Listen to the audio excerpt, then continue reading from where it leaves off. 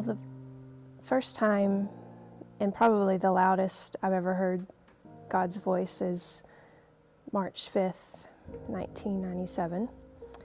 I was in my little rent house. For some reason I was alone. It was the day of my brother's funeral. I was in the house and I was screaming.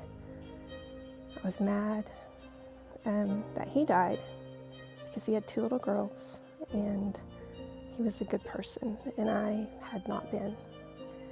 I was mad that it wasn't me. And I heard God say, "What are you going to do now?" And it was like a charge to say, yeah, this happened to you. What are you going to do with it? Right after my freshman year of college is when my brother was diagnosed, and he was basically in treatment he had a short period of remission. And so just not wanting to see him sick, not wanting to see him go through a bone marrow transplant and see his hair fall out, and I stayed away.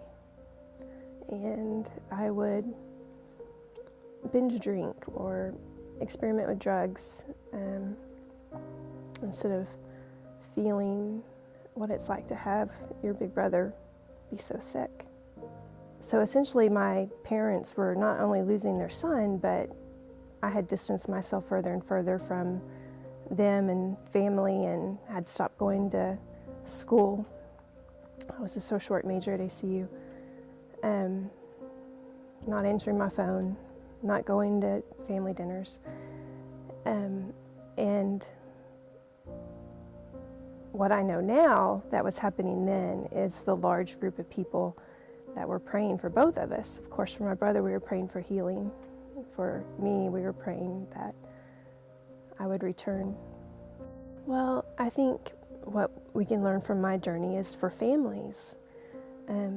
The lesson that my mom taught me was she didn't knock on my door every day and say, "Hey, you got to stop doing this," but she prayed for me. And she didn't give up praying for me. I think what else we can learn is forgiveness and reconciliation. Even though I did these things, I have a whole family and group of people who offered forgiveness when it was time to stop and it was time to come back. And just knowing that being angry with God is fine. If he would have been in that room that day, I probably would have knocked him down and beat him up. But he still talked to me. Do something with your hurt.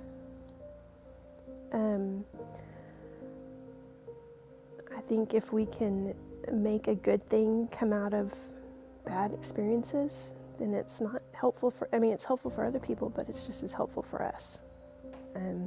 Being able to do the things I've done with hospice was probably just as healing for me as it was for the people that I helped as well. I was fortunate to have people love me when I was at my worst, or when I was at my darkest, or most hurt.